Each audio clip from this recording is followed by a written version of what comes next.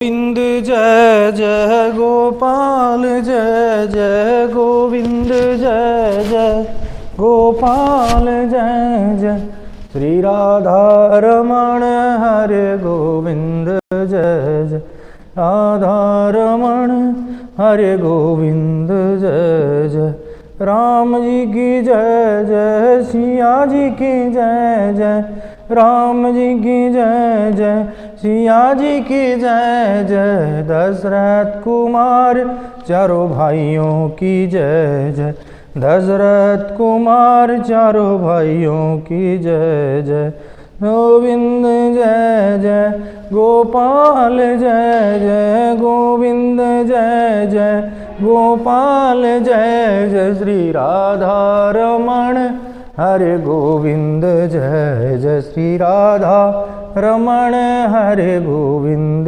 जय जय गोविंद जय जय गोपाल जय जय गोविंद जय जय गोपाल जय जय श्री राधा रमण हरे गोविंद जय जय श्री राधा रमण हरे गोविंद जय जय गंगा की जय जय जमुना की जय जय गंगा की जय जय जमुना की जय जय सरस्वती है त्रिवेणी की जय जय सरस्वती है त्रिवेणी की जय जय राधा की जय जय रुक्मण की जय जय राधा की जय जय रुक्मण की जय जय मोर मुकुट वंशी वाले की जय जय मोर मुकुट वंशी वाले की जय जय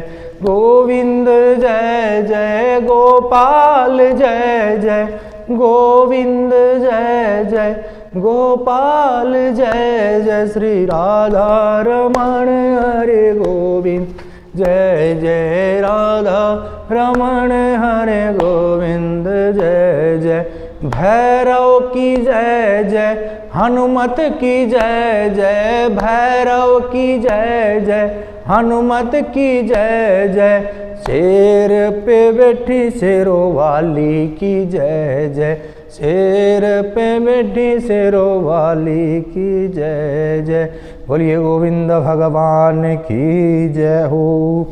ओम श्री गणेशाय नमः।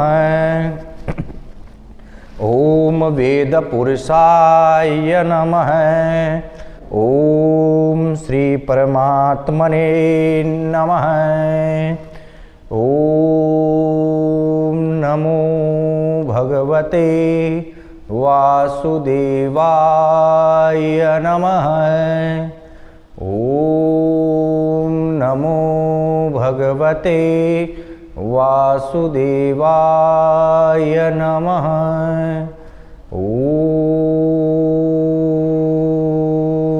नमो भगवते वासुदेवाय नमः। श्री भगवान का सुमरण करके आज हम श्रीमद् भागवत कथा का पाठ प्रारंभ करेंगे। श्रीमद् भागवत कथा का पाठ करने से और सुनने से मोक्ष की प्राप्ति होती है। हम जो कार्य करते हैं अपने लिए, अपने परिवार के लिए, अपने समाज के लिए, रोजाना कार्यों में उलझे रहते हैं और जो हमारी ये काया है ये भी एक दिन समाप्त होनी है और उस काया के निमित्त, इस शरीर के निमित्त, आत्मा के निमित्त भी हमें कार्य जरूर करना चाहिए, क्योंकि हर रोज हम अपने निजी कार्यों में उलझे रहते हैं, परमात्मा का ध्यान नहीं करते। प्रतिदिन परमात्मा का ध्यान करना चाहिए और मोक्ष के लिए भी साधन ढूंढना चाहिए। क्योंकि यह शरीर 84 लाख योनियां बीतने के बाद ये शरीर प्राप्त होता है। और मनुष्य शरीर एक ऐसा शरीर है जिसको तत्व ज्ञान है। तत्व ज्ञान और जो योनियां हैं उनमें बुद्धि नाम की कोई चीज नहीं होती, वो विचरण करते रहते हैं। लेकिन मनुष्य शरीर जिसको भगवान ने बुद्धि और ज्ञान दिया है, वैराग्य दिया है, भक्ति दी है, माया दी है, सभी पुरुषार्थों से संपन्न किया है, तो इसलिए हम उस परमात्मा का ध्यान करके अपने शरीर, अपनी आत्मा के लिए भी कुछ कार्य करना चाहिए। और इस घोर कलयुग के अंदर श्रीमद् भागवत पुराण के सिवा कोई ऐसी कथा नहीं और कोई ऐसा कार्य नहीं जो हमें मोक्ष दे सके। इसलिए श्रीमद् भागवत कथा का श्रवण जरूर करें और अपना छोटा भाई समझ करके कुछ गलतियां हों तो क्षमा कर देना, मैं क्षमा प्रार्थी रहूँगा। और मेरी गलतियों को इस YouTube चैनल के माध्यम से मैं आपको ये कथा प्रस्तुत करता हूँ। कमेंट बॉक्स में ज़रूर बताएं कि आपको अच्छी लगी और हमारी कमियों को भी ज़रूर बताएं। मैं आपका बड़ा आभारी रहूँगा। और मैं ज़्यादा बड़ा वक्ता तो नहीं हूँ, लेकिन एक शुरुआत करना चाहता हूँ, क्योंकि आज का जो समय है बड़ा ही व्यस्त समय है। आज किसी के पास कोई टाइम नहीं है और आज का ये युग कलयुग है, इसके अंदर ये फ़ोन का माध्यम ज़्यादा सुलभ माना जा रहा है। इसलिए मैं इस फ़ोन के माध्यम से, YouTube के माध्यम से आपके बीच में इस कथा को सुनाने जा रहा हूँ। कृपा करके आप मेरा साथ दें और सहयोगी बने और भगवान का नाम लें, भगवान की कथाओं का श्रवण करें। आशा करता हूँ कि आपको मेरी ये कथा के अंदर वीडियो पसंद आएगी और आप हमारे इस YouTube चैनल को सब्सक्राइब करें। ज्योतिष कार्यालय दिनोद के नाम से ये चैनल बना रखा है हमने। इसको सब्सक्राइब करें, लाइक करें और कमेंट करके हमारी कमियों को ज़रूर बताएं, ताकि भविष्य में मैं अपनी कमियों को सुधार सकूं। राम राम दोस्तों। ओम श्री गणेशाय नमः। श्रीमद् भागवत महात्म्यम। ओम सच्चिदानंद रूपाय विश्वोत्पत्त्यादि हेतवे तापत्रय विनाशाय श्री कृष्णाय वयं नुमः। भगवान का स्वरूप कैसा है? सत घन, चित्त घन और आनंद घन है। ऐसे भगवान सच्चिदानंद स्वरूप जो समस्त विश्व का पालन, सृजन और संहरण तीनों के जो हेतु हैं तथा जिनकी पावन चरण शरण ग्रहण करते ही जीव के तापत्रय समाप्त हो जाते हैं, ऐसे गोविंद के पाद पद्मों में हम सब मिलकर बार बार प्रणाम करते हैं, नमस्कार करते हैं। महाभागवत श्रीमद् भागवत श्री सुखदेव जी का ध्यान करते हुए नैमिषारण्य की पावन भूमि में सूत जी महाराज शौनक आदि ऋषियों को यह मंगलमयी कथा सुना रहे हैं। हम भी अपने मन को वहीं लेकर चलते हैं।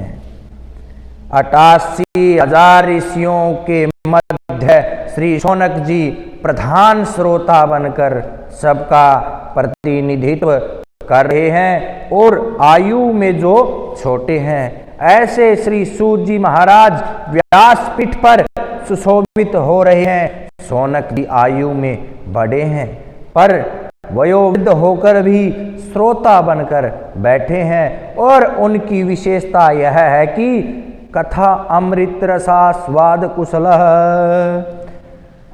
भगवान का कथा अमृत पान करने में परम कुशल है, वह श्रोता बनकर बैठे हैं। तो महान विद्वान और वयोवृद्ध होकर भी एकदम अनभिज्ञ बन जाते हैं, यही उनकी कुशलता है।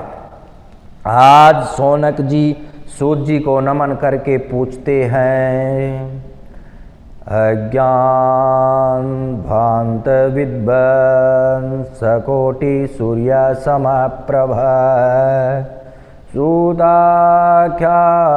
कथासारम मम कर्णरसायनम। हे सूत जी महाराज, हम लोगों के हृदय में अज्ञान का घोर अंधकार व्याप्त है। यह त्रिभुवन के अंधकार को दूर करने में तो भगवान सूर्य समर्थ हैं, पर जीव के हृदयगत अज्ञान अंधकार को सूर्य की किरणें दूर नहीं कर सकती। सूत जी महाराज, उस अज्ञान तिमिर को ध्वस्त करने के लिए आपके पास करोड़ों करोड़ों सूर्यों के समान ज्ञान का प्रकाश है। उस ज्ञान की एक किरण हम लोगों के हृदय पटल पर भी डाल दीजिए। बोलो सूत जी महाराज की जय हो, जिससे हमारा अज्ञान तिमिर ध्वस्त हो जाए। हम यह जानना चाहते हैं कि भक्ति, ज्ञान और वैराग्य को बढ़ाने के लिए वैष्णव लोग क्या करते हैं। ऐसा कौन सा कार्य किया जाए जिससे माया मोह का निवारण हो जाए।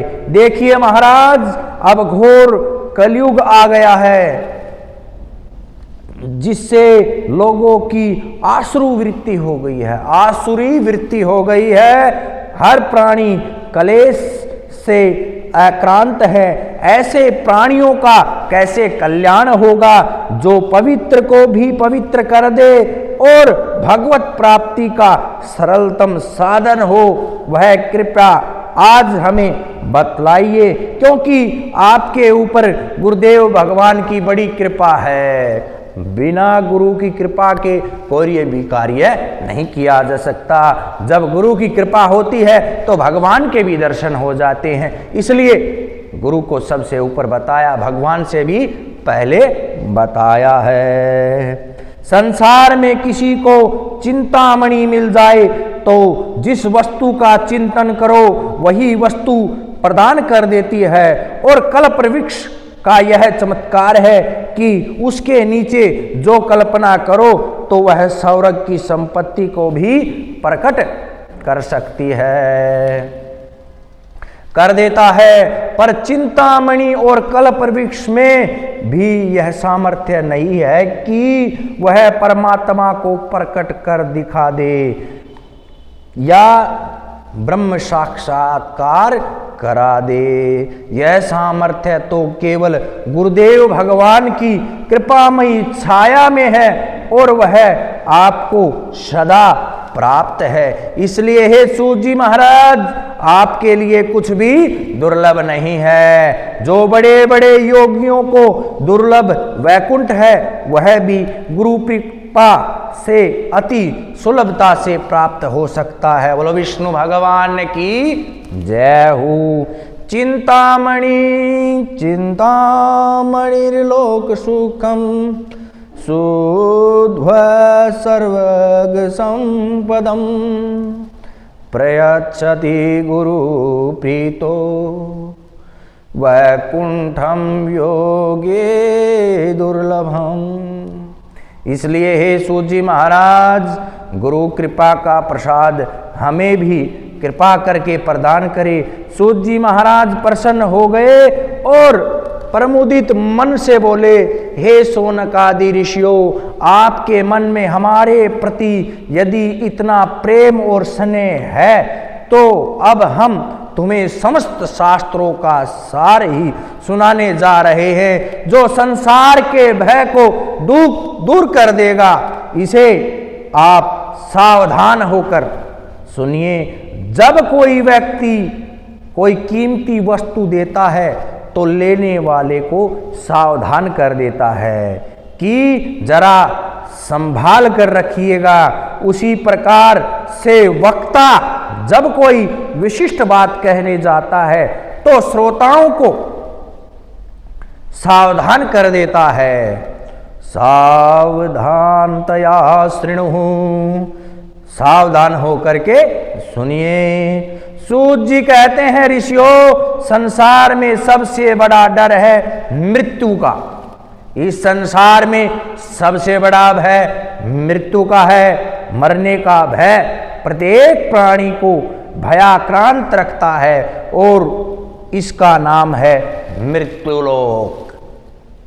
जो आया है उसका जाना सुनिश्चित है। और संसरति इति संसारः, संसरति इति संसारः, यह सरकता रहता है, खिसकता रहता है। कोई कितना भी पकड़ने का प्रयास करे यह कभी पकड़ में नहीं आता। तो संसार सरक रहा है और हम चाहते हैं कि ऐसा ही बना रहे हमारे साथ, और हमारे चाहने पर भी जाने हमसे खिसकता जाता है तो हमें बड़ा कष्ट होता है। इस संसार भय को समाप्त करने के लिए श्रीमद् भागवत जी श्री सुखदेव जी महाराज ने श्रीमद् भागवत संहिता को कली काल में प्रकट किया, कलयुग के अंदर प्रकट किया।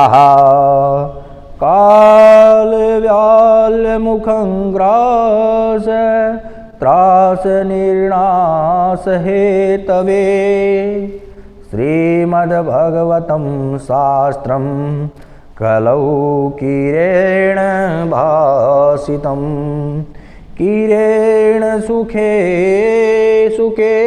भासितं किरेण सुखेन भासितं। तोता बड़ा मीठा बोलता है। सुकेन, सुख माने तोता, सुकेन भासितम, तोता बड़ा मीठा बोलता है, किंतु वही बोलता है जो उसे सिखाया जाता है। तो श्री सुखदेव जी महाराज भी जगत में कल्याणकारी भगवत रूपी फल प्रदान तो किया, पर यह मनमुखी फल था, मनमुखी फल नहीं था। उन्हें भी आचार्य परंपरा से जो प्राप्त हुआ वही उन्होंने संसार को दिया। जब महाराज परीक्षित के सामने मृत्यु का भय उपस्थित हुआ, 7 दिन में मरना सुनिश्चित हुआ, तो वे अपने कल्याण का मार्ग खोजने लगे। उसी समय महामुनि सुखदेव जी ने श्रीमद् भागवत संहिता के द्वारा परीक्षित को भय मुक्त किया, भय मुक्त कर दिया। जैसे ही गंगा के तट पर सुखदेव जी भागवत संहिता का प्रवचन करने के लिए विराजमान हुए तो देवताओं को पता चल गया।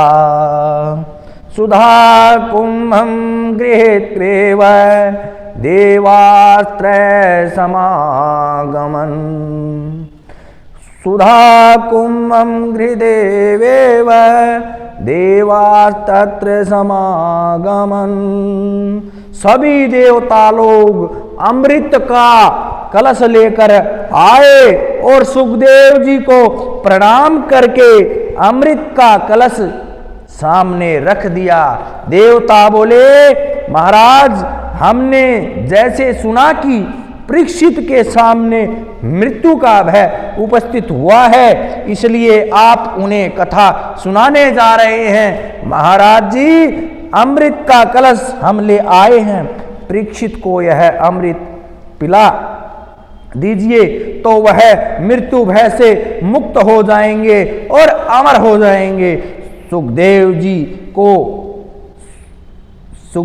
जी को सुनकर बड़ा आश्चर्य हुआ कि देवता लोग इतने परमार्थी कब से हो गए। इस मृत्यु लोक में तो आए दिन लोग मरते रहते हैं, न हमने बुलाया न परीक्षित ने पुकारा, तो फिर बिन बुलाए ही देवता अमृत ले आए। ये तो महान आश्चर्य है। महाभारत में एक प्रसंग आता है कि पक्षीराज गरुड़ को अपनी मां वनिता को दास्तों से मुक्ति दिलवाने के लिए अमृत की आवश्यकता पड़ी। विनीता और करधु में होड़ हुई और वनिता हार गई। शर्त रखी करधु ने कि यदि तुम स्वर्ग का अमृत हमें दो तो हम अपने दास्तों से तुम्हें मुक्ति दिला देंगे। मां दासी है, इसलिए उनके पुत्र गरुड़ को भी दास बनकर रहना पड़ता है और सर्पों की सेवा करनी पड़ती है। सभी सर्प गरुड़ के सिर पर सवार होकर कहते हैं कि उड़ो, तो जहां कहे वहां जाना पड़ता है। गरुड़ ने अपनी माता से कहा, मां, इतना बलिष्ठ हूं फिर भी मुझे इन सर्पों की दास्ता करनी पड़ती है। मैं क्या करूं कि इस दास्तों से मुझे छुटकारा मिले? मैं कौन सा कार्य करूं जिससे मुझे इस दास्तों से छुटकारा मिले? मैं आपके लिए सब कुछ करने को तैयार हूं। तब गरुड़ जी स्वर्ग का अमृत लेने गए।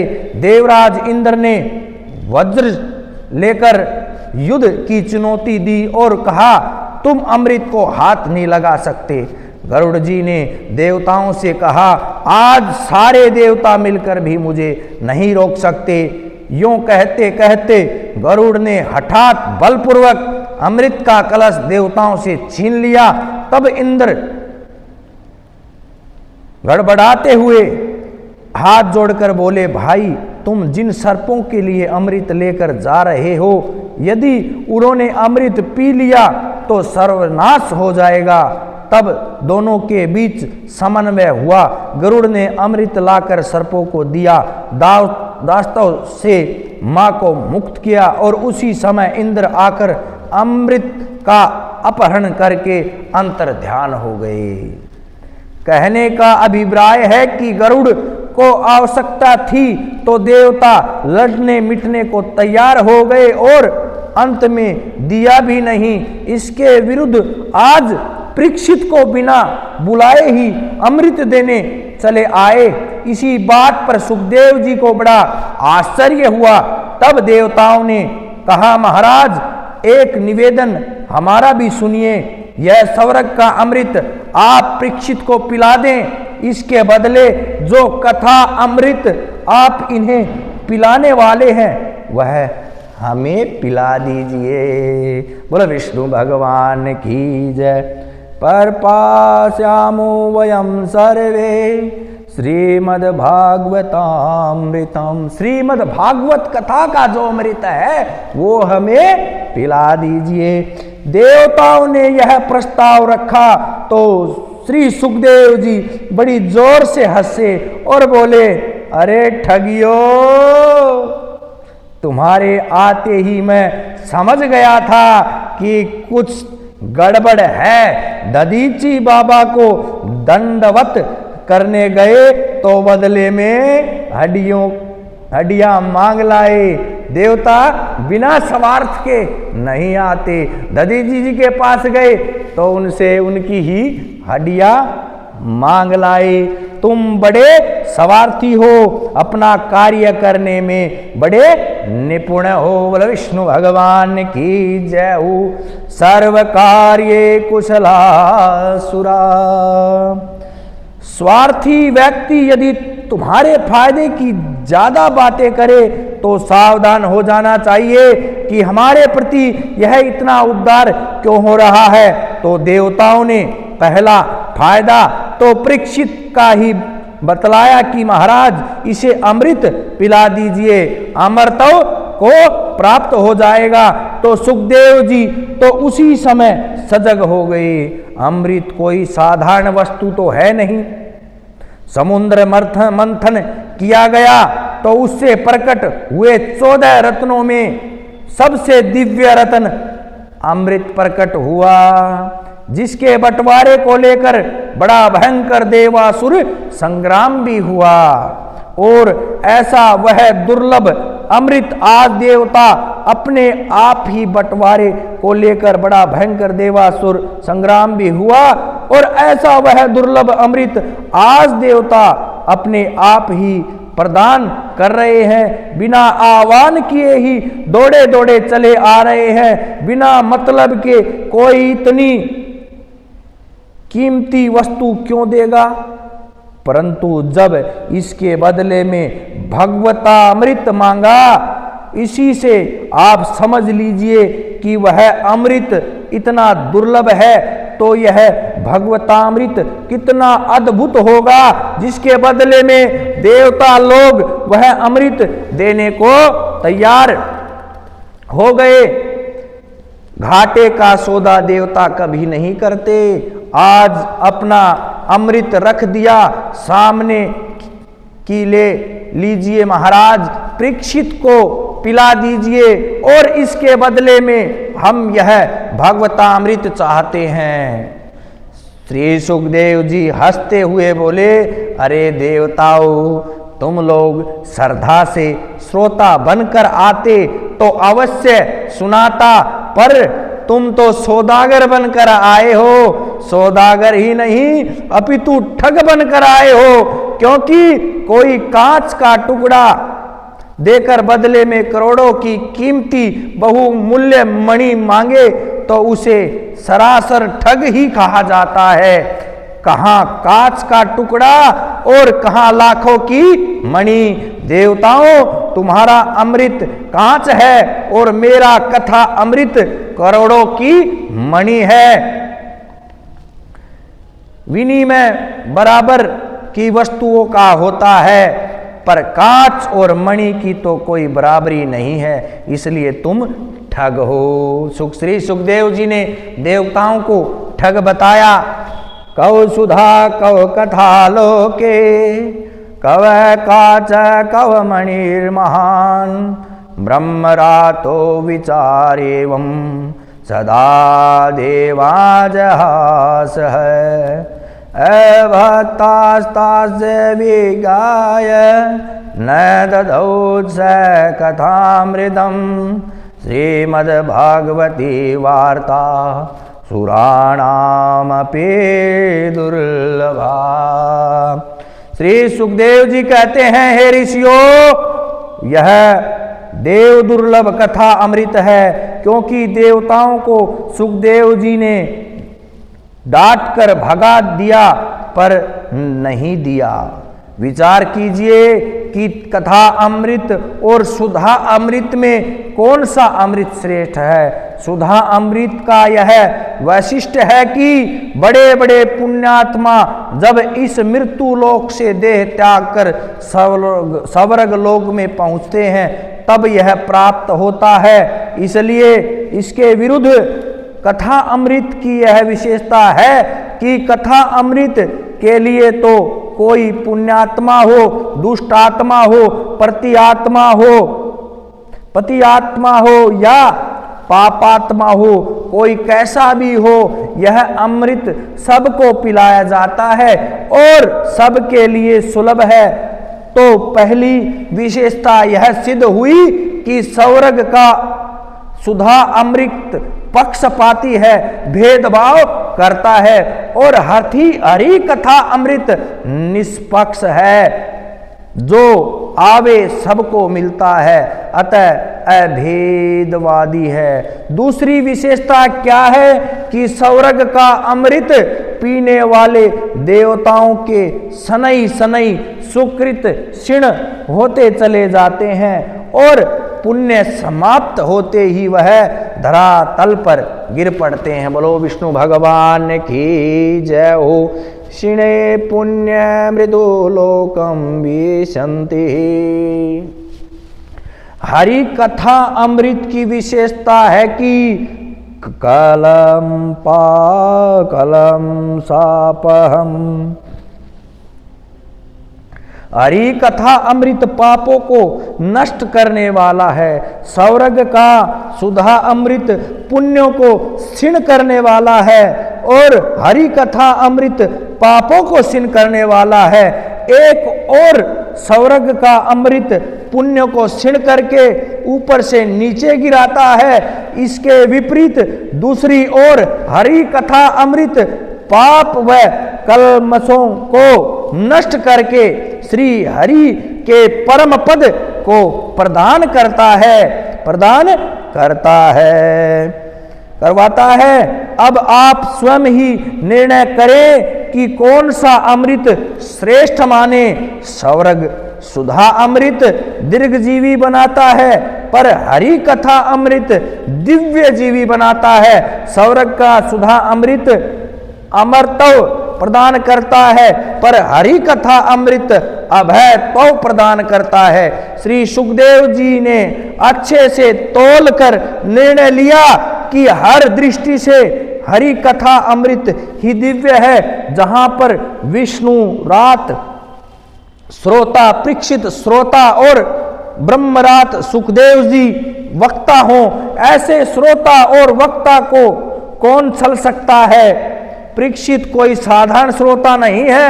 माता के गर्भ में ही अश्वत्थामा के ब्रह्मास्त्र से बचाने के लिए परमात्मा ने स्वयं इन्हें दर्शन दिया और गर्भ में जाकर परीक्षित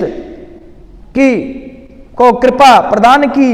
वैसे ही सुखदेव जी महाराज को भी माता के गर्भ में भगवान ने ही आकर आशीर्वाद दिया है।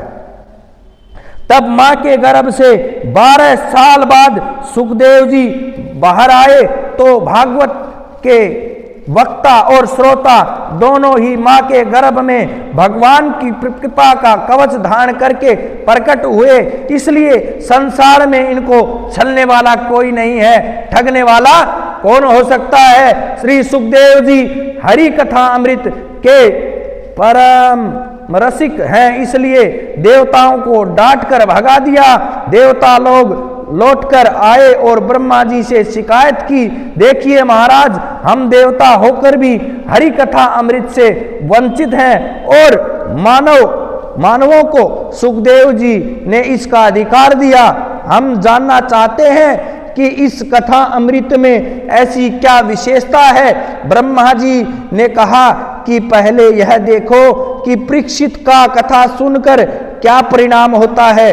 तो 7 दिन के बाद कथा अमृत पान करने वाले परीक्षित को जब परम पद प्राप्त करते हुए देखा तो ब्रह्मा जी भी आश्चर्यचकित हो गए।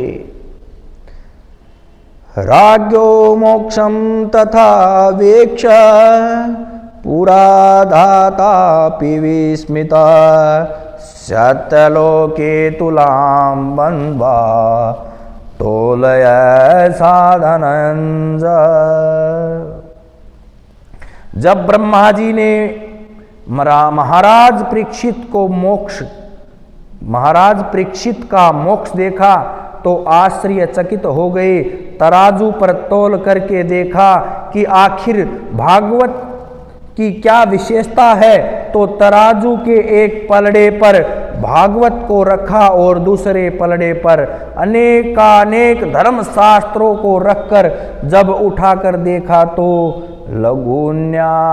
लघुन्यानि जातानि गौरवेण इदं महता तदा ऋषिगणा सर्वे विस्मयं परमं ययु। सब देवता और महात्मा महान आश्चर्यचकित रह गए कि श्रीमद् भागवत की तुलना में अन्य धर्म शास्त्र का पलड़ा एकदम ऊपर लटक गया। तुरंत महात्माओं ने घोषणा कर दी, मेनिरे भगवदूपम शास्त्रम भागवतम कलौ। साक्षात श्री कृष्ण ही कलयुग के कलुषित प्राणियों का कल्याण करने के लिए श्रीमद् भागवत संहिता में आकर विराजमान हो गए हैं। इसलिए भागवत के प्रत्येक अक्षर में गोविंद की श्यामलता समाई हुई है। यह साक्षात भगवान का वांग्मय विग्रह है। ऋषियों ने सूत जी से प्रश्न किया, महाराज यह 7 दिन में सुनने की परंपरा कैसे प्रारंभ हो गई? सूत जी कहते हैं कि सनक, सनंदन, सनातन और सनंद कुमार, इन चारों ऋषियों ने देव ऋषि नारद को सुनाकर यह सप्ताह की परंपरा प्रारंभ की। सौनक जी ने नारद जी तो 2 घड़ी से ज्यादा कहीं टिकते ही नहीं, तो ऐसे उन अस्थिर नारद जी ने 7 दिन बैठकर भागवत को कैसे सुना, कहाँ सुना, क्यों सुना, कृपा करके बतलाइए। श्री सूत जी कहते हैं, एकदा हि विशालायां चत्वार ऋषयो अमला सत्संगार्थं समायाता ददृश्रोस्त्र नारदम। एक समय की बात है, विशाल पूरे बद्री नारायण धाम में सनकादि चारों भाई सत्संग की इच्छा से विचरण कर रहे थे, क्योंकि ध्यान, भजन, पूजन आदि तो सब एकांत में हो सकता है, पर सत्संग का एकांत में थोड़े ही आनंद आता है। तो चारों भैया विचरण कर रहे थे कि अचानक नारद जी को देखा। नारद जी को देखकर बहुत प्रसन्न हो गए। संत को जब कोई भगवद दर्शित संत मिलता है तो बड़े प्रसन्न हो जाते हैं कि आज कुछ भगवत चर्चा होगी। और सनकादियों का तो जीवन ही भगवत कथा है। कथा मात्रेक जीविना। पर जैसे ही नारद जी के निकट आए तो बड़ा आश्चर्य हुआ, क्योंकि नारद जी का मुख बहुत चिंतित नजर आया। बोलो विष्णु भगवान की जय। सनकादि आश्चर्यचकित हो गए कि समाज की चिंताओं को दूर करने वाले परम संत श्री नारद जी आज चिंतातुर हैं। बड़ा आश्चर्य है। पूछा, कथम ब्रह्मादि मुख, कथम ब्रह्मादीन मुख, कुतश्चिंतातुरो भवान्, तवरितं गम्यते कुत्र, कुतस्तागमन् इदानीं शून्यचितो असि, गतवित्तो यथा जन, त्वेदं मुक्तसंगस्य नोचितं वद कारणं, भो ब्रह्मन् कथम दीन मुख। अरे नारद जी महाराज, आपका मुख इस प्रकार से लटका हुआ क्यों है? किस बात की चिंता आपको सता रही है? यह भागे भागे कहाँ से आ रहे हो, कहाँ जा रहे हो? आपका मुख कमल तो ऐसे लग रहा है जैसे कोई महाकृपण का धन चला गया हो। गत वित्तौ यथा जन है, तुम्हारा क्या चला गया है? क्योंकि जो धन छीन लिया जाए, संत महापुरुष ऐसे धन को अपना समझते ही नहीं, और संतों का जो अपना धन है उसे संसार में कोई चुराने वाला नहीं है। और महात्माओं का धन क्या है? वृंदावन में जाकर के देखिए, वृंदावन में जाकर के देखिए, श्रीमन नारायण नारायण नारायण मन मन नारायण नारायण नारायण श्रीमन नारायण नारायण नारायण भज मन नारायण नारायण नारायण। तो प्रभु का नाम ही संतों का तो एक परम धन है, जिसे संसार में कोई चुराने वाला नहीं, जिसकी कोई किसी प्रकार की चिंता करने की आवश्यकता नहीं है। फिर नारद जी, तुम तो ऐसे वीतराग और मुक्त संग को की दुनिया में अपने लिए एक झोपड़ी तक नहीं बनाई कहीं, क्योंकि 2 घड़ी से ज्यादा कहीं टिकते नहीं, तो रमते राम होकर भी इस प्रकार मुंह लटकाए क्यों घूम रहे हो? संसारियों को जब समस्याएं सताती हैं तो संतों की शरण में शांति पाने के लिए आते हैं, और संत ही यदि इस प्रकार चिंता में मुंह लटकाए दिखेंगे तो संसारियों पर क्या बीतेगी? नोचितम वदम कारणम। आप जैसे विरक्त संत को इस प्रकार चिंता करना उचित नहीं है, हमें अपने दुख का कारण बतलाइए। तब नारद जी ने अपने चारों अग्रजों को प्रणाम करते हुए अपनी समस्या सामने रखी कि भैया, मैं अपनी समस्या आपको सुनाता हूँ। मैं इस संसार में सत्संग की इच्छा से घूम रहा था, भगवद रसिकों के बीच बैठकर कुछ भगवत चर्चा करूंगा और सुनूंगा। इन संसार में सर्वत्र घूमा और मैंने सारे तीर्थों में परिभ्रमण कर लिया, पर कहीं मुझे सत्संग का आनंद नहीं मिला, कोई भी तीर्थ नहीं छोड़ा। पुष्करम च प्रयागम च काशीम गोदावरी तथा, पुष्करम च प्रयागम च काशीम गोदावरी तथा, हरिक्षेत्रम कुरुक्षेत्रम श्रीरंगम सेतुवंदनम, एवमादिषु तीर्थेषु मर्ममाण इतस्ततः। जब समस्त भूमंडल में मेरे चित्त को शांति नहीं मिली तो मैंने सोचा कि चलो अब संतों के पास चला जाए, संभवतया संतों के यहाँ शांति मिले। पर मैंने क्या देखा कि पाखंड निरता संत भी पाखंड प्रायण होते चले जा रहे हैं। पाखंड का अर्थ है पापस्य खंड पाखंड, पापस्य खंड पाखंड है। पाप का ही जो खंड हो उसका नाम पाखंड है। इनकी परिभाषा ये बदल गई है। यह बगला किसका है, यह बंगला किसका है?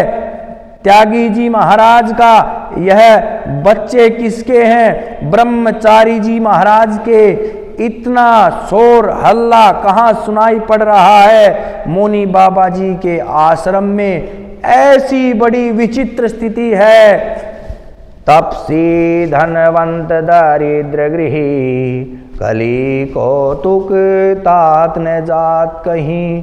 पहले संत महात्मा जितना विरक्त होता था वह उतना ही महान माना जाता था, किंतु आज जितना वैभव संपन्न होता है वह उतना ही श्रेष्ठ माना जाता है। जितना टीवी पे आता है और जितना उसका देखने वाले बनते हैं और जितना सज धज कर और ऐसे पांडाल बना लेते हैं उनको ही बड़ा माना जाता है। बोलो विष्णु भगवान की जय हो। यह सब देख देख कर मेरा चित्त और भी अशांत हो गया। मैं आया था शांति के लिए, यहाँ तो क्रांति मच गई, चित्त में खलबली मच गई। मैंने तब विचार किया कि चलो छोड़ो, गृहस्थों को ही देख लेते हैं। पर गृहस्थों के यहाँ भी विडंबना क्या। तरणी तरणी तरणी तरुणी प्रभुतागे श्याल को बुद्धिदायक कन्या विक्रणीणो लोभाद दंपति नाम च कलकनम। मैंने देखा गृहस्थों के यहाँ माता पिता की सेवा तब तक ही है जब तक माता पिता ने तिजोरी की चाबी नहीं सौंपी है। माता पिता की सेवा गृहस्थ जीवन में तब तक है जब तक माता पिता ने तिजोरी की खजाने की चाबी नहीं सौंपी है। और जहां स्वाधिकार प्राप्त हुए सो ही देवी जी का चलावा हो गया। फिर माता पिता की खटिया तो खेत में या किसी तीर्थ स्थान में डाल दी। कदाचित माता पिता घर में जबरदस्ती बैठे भी हों तो उनसे किसी भी प्रकार की कोई चर्चा नहीं की जाती, कोई भी चर्चा नहीं की जाती है। वार्ता को अपि न पृच्छति गेहे। कोई बड़ा भारी कार्य किया जा रहा है तो किससे परामर्श लिया जाए तो ससुराल के साले साहब को बुलाया जाता है। वह जो कहेंगे वही माना जाएगा। सलाह तो खूब लिया जाए परंतु यह सब होने के बाद भी पति पत्नी में ही प्रतिदिन महाभारत हो रहा है, पति पत्नी में ही झगड़ा हो रहा है। लोभ इस पराकाष्ठा पर पहुंच गया कि बेटा बेटियों का भी क्रय विक्रय होने लगा है। संबंध नहीं अपितु सौदे होते हैं। जहां सौदा पट जाए वह समधि बन जाए। तो जब बुद्धि विचार सम नहीं केवल संपत्ति के आधार पर समधि बन जाते हैं। इसलिए संबंधों में आए दिन कलह मचा करती है। भैया यह सब देख देख कर मेरा चित्त बड़ा अशांत हो गया है। एवं पश्यन् कले कलेर्दोषान् पर्यटन् नवेनिमहं यामुनं दड्डमापन्नो यत्र लीला हरेरभूत। मृत्युलोक में यह सब देख देख कर मेरा चित्त एकदम अशांत हो गया। मैंने सोचा कि अब कहाँ जाएं भाई। तब मुझे तुरंत श्रीधाम वृंदावन का श्रवण हो गया। मेरे प्रभु की उस दिव्य प्राकट्य भूमि के यमुना पुलीन पर मेरे चित्त को अवश्य विश्राम मिलेगा। ऐसा विचार करके मैं सीधा यमुना तट पर वृंदावन धाम में पहुंचा और वहां पहुंचकर एक आश्चर्य और देखा। तत्राश्चर्यमया दृष्टं सूर्यतां तन्मुनीश्वरा एका तु तरुणी तत्र निजन्य खिन्नमानसा। मैंने देखा कि एक युवती खिन्नमना होकर बैठी हुई आंखों से अश्रुपात कर रही है और दो बूढ़े उसके सामने अचेतन अवस्था में पड़े हैं। तमाम देवियां उसको घेर कर बैठी हैं। कोई पानी पिला रही है, कोई पंखा हिला रही है, कोई समझा रही है। मैंने सोचा यह बेचारी क्यों रो रही है, कौन है, चलकर मैं ही इसका कष्ट दूर करने का प्रयास करूं।